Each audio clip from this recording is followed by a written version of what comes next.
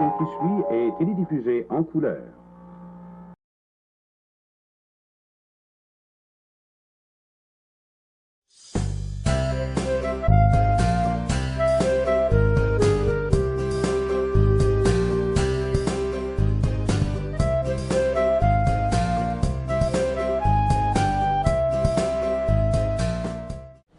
Depuis le temps que je le vois à la télévision, identifié comme le fan numéro 1 de TVA, je me suis dit que Zone Culture aurait intérêt à mieux le connaître. Normand Daoust, bonjour. Bonjour. Alors, c'est bien vrai, vous êtes le fan numéro 1 Oui. de TVA. Oui. Comment c'est arrivé? Ben, c'est mon plus beau titre que j'ai eu à vie. À vie? À vie. C'est lors des 50 ans de TVA. TVA avait lancé un appel à tous. En quelle année? En 2011. En 2011, TVA a eu 50 ans. Et puis, à l'été 2010, il avait lancé un appel à tous à l'émission Le Banquet pour trouver le plus grand fan de TVA. Oui. Et puis, moi, on m'a dit qu'il y avait eu plus que 18 000 personnes qui s'étaient présentées à travers la province. C'est énorme. Mais c'est beaucoup. Et puis, ils ont fait ça plusieurs fois qu'ils ont fait des appels à tous. Et puis, je me présentais pas. Non? Et c'est mon chum, à un moment donné, Denis, il me dit « Normand, pourquoi tu te présentes pas? » Bon, j'ai dit « Je sais pas, j'en ai fait beaucoup de télé, j'ai fait des commerciaux, tout ça. » Je dis « Mon trip de télé, il est passé. » Mais il dit « Oui, mais il dit là, le fan numéro 1 de TVA, il dit, c'est vraiment toi, Normand. » Il dit « Avec tout ce que tu possèdes de TVA. » Mais Normand, si TVA a dit ça, c'est parce que il vous avait vu un peu partout en parler à Denis Lévesque. Non, vous étiez un peu comme l'archiviste. Oui, mais ça, c'est après Denis Lévesque. C'est arrivé tout ça après. Mais c'est le banquier qui est venu en premier. Là, j'étais passé l'audition comme toutes les 18 000 personnes. J'ai eu la première audition, la deuxième audition. Et puis là, la deuxième audition se faisait dans le décor, le vrai décor du banquier. Et Denis m'a dit, écoute, Normand, mec, on est à la TVA demain passer l'audition, t'apportes des choses que tu possèdes. Parce que j'ai beau avoir plus de 11 000... Faut donner des preuves. Ben c'est ça. J'ai plus que 11 000 émissions de télévision enregistrées, mais j'ai beaucoup de choses papier. Un exemple, j'ai les grilles horaires de TVA depuis la première en février 61. J'ai les maquettes du TVA, du Canal 10 qu'on appelle, avant qu'il soit construit. Télémétropole. Avant qu'il soit construit, j'avais les maquettes des halls d'entrée, des studios, tout ça. J'avais, en tout cas, plein de choses. Mais où est-ce que vous mettez tout ça chez vous? Dans votre... Parce que c'est pas juste chez nous. J'en ai dans des voûtes que j'en avais ailleurs. Mais j'avais aussi toutes les nouvelles illustrées, Télé-Radio Monde, avant que Télémétropole... Il parlait du projet de construction. Il parlait du futur Canal 10 qui s'en vient. J'avais tout ça. Donc, j'avais des photos quand j'étais jeune, ça a passé même à la télévision. Peut-être pendant 5-6 ans, ma mère me faisait faire des gâteaux de fête avec une télévision et le coq de la couleur. Ah bon? Sur le gâteau. Fait que c'était vraiment... C'était thématique, vraiment. Oui, puis j'avais des preuves que lorsque j'avais 7-8 ans, j'étais en amour avec TVA. Donc, quand je suis arrivé à l'entrevue, j'ai emporté toutes mes choses, j'ai tout déboulé ça sur la table. Ils l'ont dit, c'est incroyable. Là. Fait que là, ils m'ont emmené tout de suite... comment est-ce qu'il s'appelle, là, l'ancien chum de Julie Snyder, là, Stéphane Laporte. Stéphane Laporte. Stéphane Laporte et puis d'autres personnes qui étaient juges. C'est eux qui choisissent les concurrents. Il paraît que Julie n'est pas au courant. Non, Julie n'était pas là. Et puis là, on fait comme si on fait une émission du banquier. J'avais des drapeaux du Canal 10. Je rentrais comme Batman avec mon drapeau en arrière du Canal 10. Je faisais la... Vous avez fait le show. Oui, j'ai fait un show. Mais j'étais un showman, j'aime ça, là, tu sais. Bon. Ouais. Et Stéphane Laporte, quand il a vu ça, puis qu'il a vu tout ce que j'avais emporté comme documentation, il voyait bien que je n'étais pas un gars qui s'était inventé fan numéro 1 de TVA juste pour passer au banquier. Ouais. Donc, le lendemain, j'ai passé une autre entrevue de 2 heures au téléphone. Et là, ils ont posé des questions sur tout. Ma famille. Ben là, ils veulent savoir. Ils vont pas identifier n'importe quelle C'est ça, exactement. Personne. Mais c'est ça. Tu vas pas représenter TVA si ton père a fait de la prison, si ta mère a fait de la prostitution. Ça marche pas, là. Tu sais, il faut que tu aies quand même une famille normale. Puis tout aussi, toi-même, tu as un passé trouble. Exactement. Donc, ils ont passé des questions de ça. Mais c'est parce que je leur en montrais sur l'histoire de TVA. C'est ça qui était étonnant. Et je leur ai montré, mais Stéphane Laporte. C'est parce que ce qui arrive, c'est que souvent, maintenant, il y a beaucoup de jeunes qui travaillent à TVA qui ne connaissent pas l'histoire de TVA. Écoutez, j'ai été dans un enregistrement d'émission avec le fameux coq de la couleur, le chandail que j'avais mis lors du banquier. Oui, j'ai fait avec le coq de la couleur. Et je suis rentré à TVA et je demandais à des employés Savez-vous c'est quoi ce symbole-là? Oui. Les employés de TVA ne savaient pas c'était quoi le symbole. Ils pensaient que c'était le chandail du show du refuge. Ah! Tu imagines? Le show du refuge. Ben, j'ai dit ça, c'est votre emblème de la couleur. Il y avait une recherchiste qui travaillait au Démon du Midi. Elle savait pas qui était Yvan Dufresne. Le problème de la télévision aujourd'hui, là, c'est que c'est des jeunes qui font de la télévision et les jeunes ne savent pas ce qui s'est passé dans le début de la télévision. Les années 50, aller jusqu'à 2000, ils ne connaissent pas.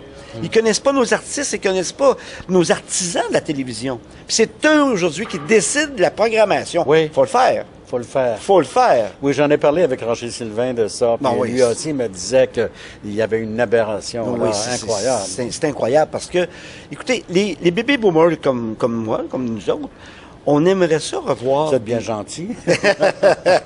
Non, mais ce serait intéressant d'avoir au moins une heure par semaine, une émission de variété qui nous ramène nos vieux artistes ça serait avant qu'ils soient tous partis pour un monde meilleur parce qu'ils partent de plus en plus. C'est important.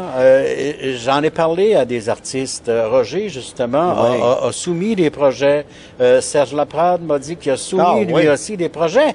Ils ne veulent pas. Les diffuseurs actuels ne veulent pas. Ils ne veulent pas. Mais l'après-midi, là, il y a des personnes âgées dans les salons, dans les centres d'accueil, qui ne font rien, qui aimeraient revoir Pierrette Beauchamp, Michel Stax, Sylvie Jasmin. Mais ça fait longtemps ils que je le dis, ne les voient pas. C'est exactement. Mais ils pourraient même avoir des commanditaires de Polydent puis de Deep Ends. De toutes ces... Ils les ont pareil, les commanditaires. J'en ai chez nous, j'ai tout ça chez nous. Ils les ont quand même, les commanditaires, et ils ne veulent pas s'intéresser au passé. Et je trouve que c'est très dommage. Mais c'est ça, c'est dommage. Donc, j'en ai parlé souvent. J'ai rencontré à quelques occasions, après le banquier, j'ai rencontré le président de TVA, m'a convoqué à 3 reprises à son bureau, Pierre Dion. J'ai rencontré... Et puis, pour soumettre ce projet-là? Non. C'était pour... Il voulait me parler, il voulait savoir effectivement pourquoi j'étais si en amour avec TVA. Ouais. Peut-être vous êtes plus en amour avec TVA que lui-même peut l'être. Je pense que oui. Je pense que oui. Je n'ai rien dit contre ces gens-là, en fait, lui, les HCC, c'est des businessmen, c'est des comptables. Lui, il est payé pour faire un job. Ils alignent des colonnes de chiffres. Il faut que ce soit conforme aux attentes des actionnaires. Lui, il est payé pour faire un job, tandis que moi, je suis pas payé pour les aimer. Oui, justement. C'est ça. C'est un amour qui n'est pas forcé. Inconditionnel. C'est naturel. Puis après, j'ai fait Denis Lévesque, j'ai fait Salut Bonjour. Mais moi, j'avais l'impression que vous étiez connu bien avant 2011.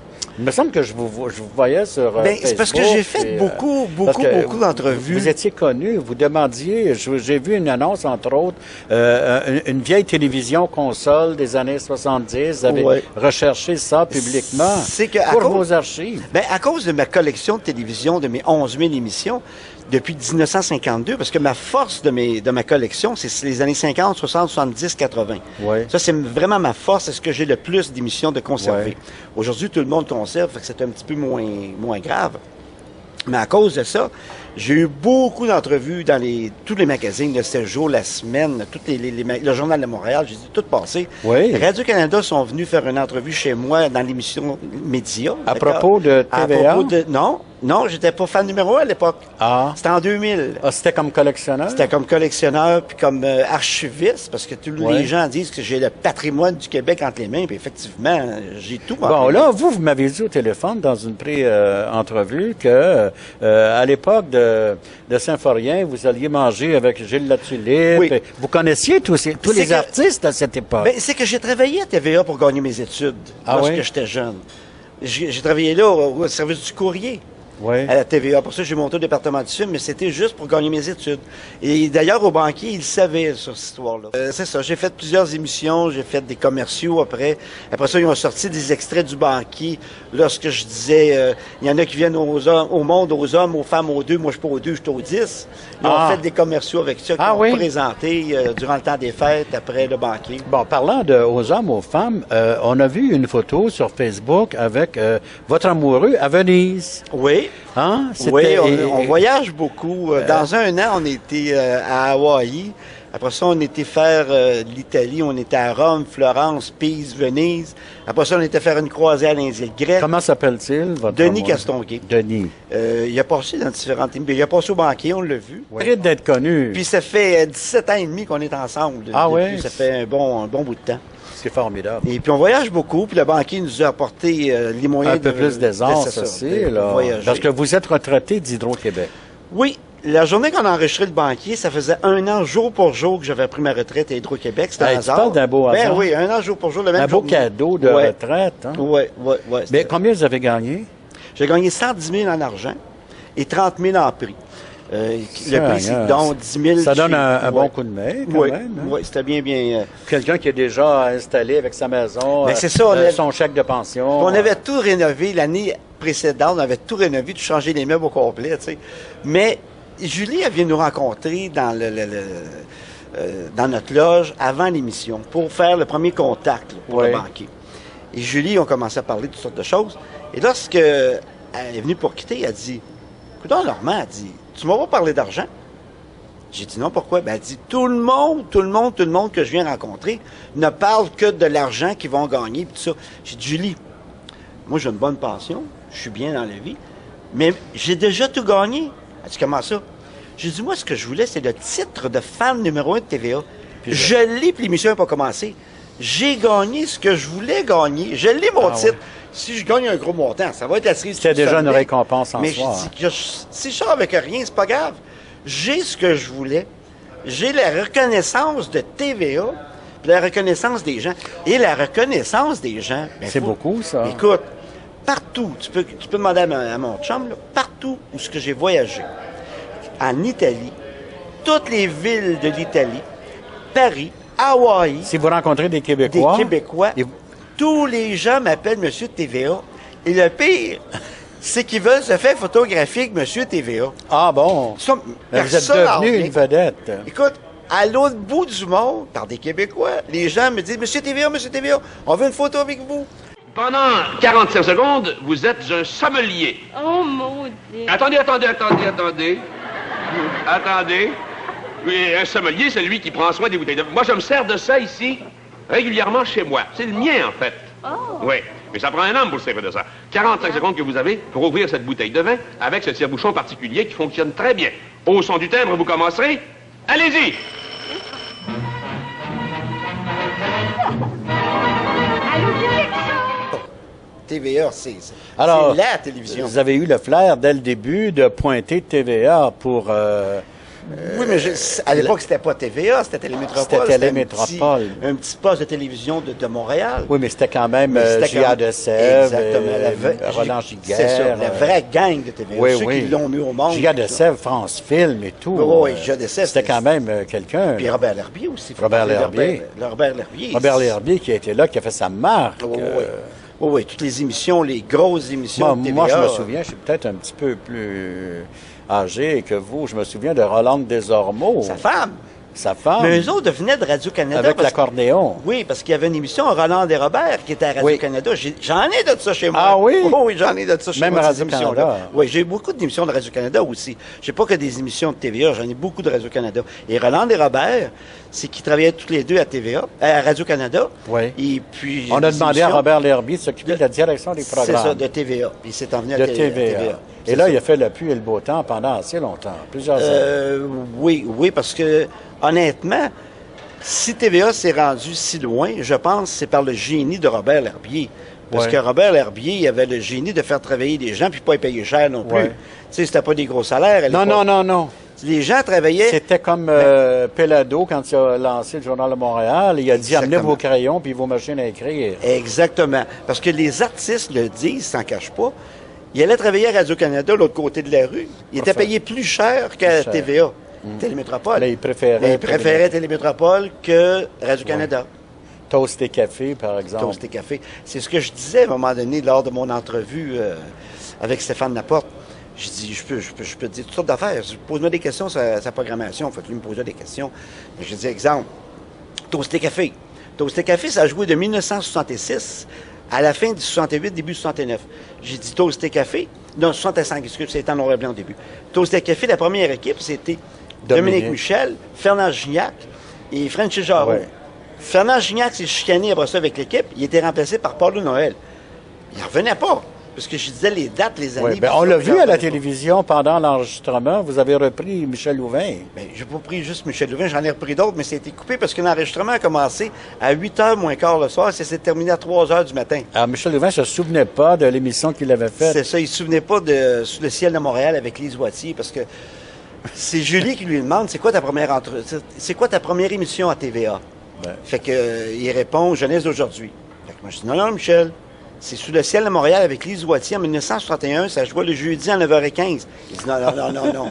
Mais c'est incroyable, Tout à coup, vous allez vous chercher tout Il dit, ça. oui, c'est vrai, t'as raison. Il s'en souvenait plus sur le coup. J'ai la mémoire de TVA. Vous êtes le Claude Poirier de la télévision. Ben, même Claude Poirier, quand j'étais faire Denis Lévesque, j'étais avec mon chum Denis. Ouais. Lorsqu'on est arrivé à TVA, Claude Poirier me croise un passage. Je dis, hey, la Bible de TVA qui arrive. Ah oui. À Et TVA, lui, on c'est la m'appelle Bible judiciaire. C'est ça. Ah, ça. ben c'est le vent. Comme quoi, on n'en sort pas. C'est pas mal ostentatoire, votre affaire. Là. Ben, on a chacun notre spécialité, quoi. T'sais. Le mot Bible là, de nos jours. Oui, c'est ça.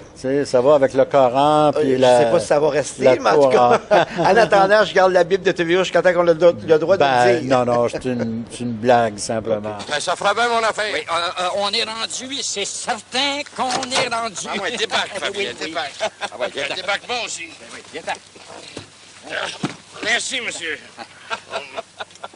Bonjour, monsieur. Bonjour. Bonjour. Alors, Normand, qu'est-ce que vous allez faire avec ces archives en terminant? Parce que c'est phénoménal. Il n'y a personne d'éternel. Vous ne serez pas toujours là. Comment boucler la boucle? Écoutez, ça, je reçois des demandes. Je me fais poser la question, parce que j'ai 2 sites Internet.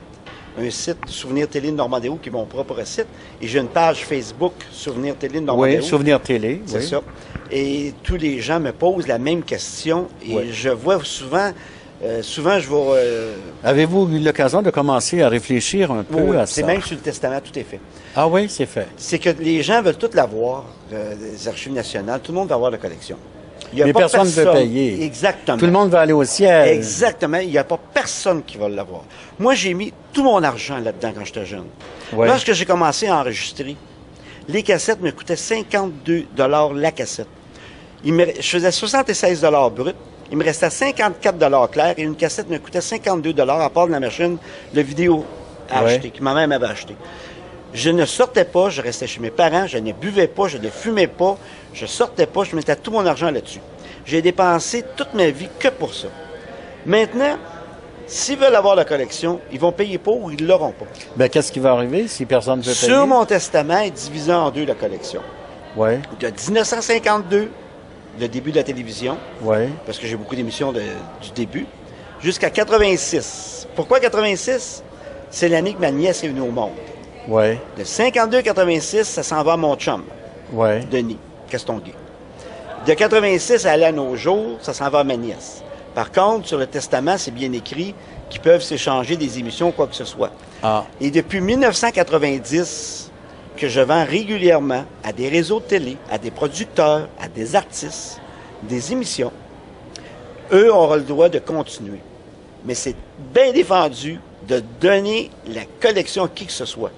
Parce que, moi, ils me disent, même les patrons des réseaux de télévision me disent, tu as une fortune entre les mains, tu as le patrimoine du Québec entre les mains, mais il n'y a pas personne qui veut rien faire pour l'avoir. Mais j'ai même pas eu une offre monétaire, même pas dire, je vais te donner 1000 pièces, ça vaut plus que ça, mais même pas une offre monétaire.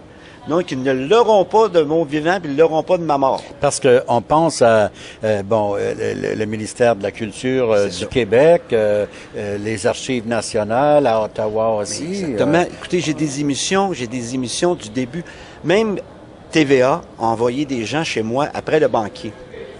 A envoyé l'assistante à la programmation, l'assistante de France Lausière qui s'appelle Madame Castonguay, justement, le même nom que mon chum. Ben oui. Et un technicien de TVA pour venir voir la qualité des images. Et la dame Castonguay en question et le technicien ont dit, écoutez, on revoit des choses chez toi que jamais on n'aurait pensé revoir, premièrement, qu'on pensait que ça n'existait plus. Et la qualité d'image, c'est comme si c'était passé hier à télévision. Ah oui? On s'entend que c'est pas du HD, là. Oui, mais il y a quand même... C'est comme si c'était passé hier. La restauration est possible aussi. Exactement, mais c'est beau comme hier. Et la dame, quand elle est partie, elle dit, j'ai passé tellement un bel après-midi, faut que je t'embrasse, Normand. Elle était tellement heureuse d'avoir revu ça. Elle dit, faut que je t'embrasse. Là, j'espère qu'elle va faire un bon rapport à TVA. Bien, TVA ont voulu l'acheter, la collection. Oui. C'est pour ça que Pierre Dion m'a fait demander à son bureau. Ça a duré 18 mois, les négociations. Puis ils ont fini par laisser tomber. Ils ont fini par laisser tomber parce que ça a l'air que les actionnaires n'ont pas voulu, mais ils n'ont jamais fait d'offre.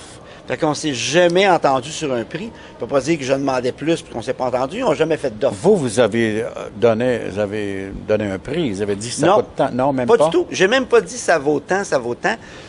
Ils m'ont dit... Mais s'il n'y a jamais été question d'argent, pourquoi avoir négocié avec les actionnaires? Qu'est-ce que vous voulez que je vous dise? Non, mais c'est une question que je me pose à moi.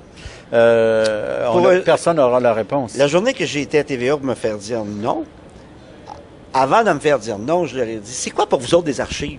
Oui. C'est quoi pour vous autres? Ça signifie quoi, une archive? La mentalité de l'entreprise, ce qu'on appelle la culture d'entreprise. À l'époque, s'ils n'ont pas gardé, s'ils jetaient à la poubelle, il ne faut pas s'étonner qu'ils le fassent encore en 2013. Oui, mais c'était point de vue monétaire, qu'il n'y avait pas beaucoup d'argent à l'époque, et les têtes de 2 pouces. Puis là, ça va pas extrêmement bien non plus. Là. Non, c'est ça, mais quand même... Les dernières nouvelles, les codes d'écoute là, sont très à la baisse par rapport à Radio-Canada. On parle de un an et demi là, quand ça s'est fait, là, ça fait. Même ça fait 2 ans là, que oui, mais ils sont laissés tomber la vitrine TVA. Ils font des ajustements parce que... Mais par contre, j'ai des émissions que... Écoutez, comme un exemple, des Adam Webb, j'en ai une 60aine. Jeannette Bertrand, j'en ai la jeunesse. Des chez Isidore, j'en ai une 50aine. J'ai presque tout d'Isidore. Mais il me semble que pour Prise 2, je ne sais pas, mais en tout cas... Oui. C'est une richesse, ça. Puis là, je peux vous en nommer de même longtemps. C'est une richesse. J'ai des choses que je mets Mais ça vaut une fortune. Exactement. Mais j'aurais pas demandé des milliards pour ça, là. J'aurais demandé un prix qui satisfait TVA et qui me satisfait, puis qui me fait faire, mes dernières années de ma vie, qui me fait faire passer une très belle vie. Mais c'est un peu la mentalité du Québec. En terminant, juste faire une analogie avec le photographe Roland de Québec, qui a une collection extraordinaire. Et puis le ministère de la Culture, enfin beaucoup d'organismes, des bibliothèques sont intéressés, mais personne ne veut payer. C'est ça. Ils n'ont jamais d'argent. Ils n'ont jamais d'argent. On n'a pas d'argent pour ça, on n'a pas de budget pour ça. C'est intéressant, mais c'est pas tout le monde qui fait comme Dodo, qui dit « je vous donne toutes les boîtes, venez chercher ». C'est ça. Puis même, il n'y avait pas grand-chose, ça a de l'air point de vue vidéo, Dodo. Tout papier, là, des photos. Il n'y avait pas grand-chose point de vue vidéo. Des magazines. Tandis que j'en ai beaucoup de choses sur Dominique Michel. Mais vidéo, quand même, c'est là qu'est la richesse. C'est ça, parce que tu peux leur passer. Tu peux leur passer à la télévision, puis... ils passent des commerciaux là-dedans, donc ça leur apporte encore. Tu sais, tu crées Basile, c'est toujours la même chose qu'on voit de Cré Basile, toujours la game de baseball qu'on voit. Ça faisait 10 ans que Cré Basile était décédé, Olivier Guimond. Oui. Il est décédé en 71. En 81... Il était enterré le 2 décembre 71 à la paroisse... J'ai les funérailles là, chez nous. Vous m'avez dessus, j'étais là aux funérailles à la paroisse Saint-Alphonse-Diouville. C'était pas loin de chez moi à l'époque. Je me souviens, les gens avaient applaudi. Il y avait du monde. Denis dit, sacré Olivier, il dit, tu auras fait courir les foules jusqu'à la dernière minute. Ah oui, il y avait du monde, c'était épouvantable. L'église était pleine, puis dehors. Mais j'en ai mis un extrait sur YouTube, il y a quelques mois, là, tout ça. Oui. Les gens m'écrivent, je t'ai pris ça. J'ai ça. J'ai funérailles de J.A. de Sèvres. Ah oui? J'ai ça. Il y avait des fleurs. C'était incroyable le nombre de fleurs qu'il y avait. Ça venait de partout. C'était incroyable. Alors, pour cette richesse, Normand Daou, continuez votre beau travail. Je pense qu'il n'y a pas d'autre chose à souhaiter. Vous êtes sur une bonne lancée et c'est pas fini. J'espère que c'est pas fini. Comme dirait Jean Raffat. J'espère. J'imagine que vous l'avez sur bobine, celui-là aussi. J'ai du Raffat sur pas bobine. Fini. Oui, j'en ai. Il l'a dit. Mais j'ai l'impression que ça va s'arrêter là parce que le titre de fan numéro 1, je l'ai à vie. Je l'ai à vie, c'est sûr. Mais il n'y a plus rien d'autre qui se passe autour de ça. Là. OK, des entrevues ici et là, dans les journaux, ces choses-là. Mais ça reste On ne sait jamais. Merci beaucoup. Ça m'a fait plaisir.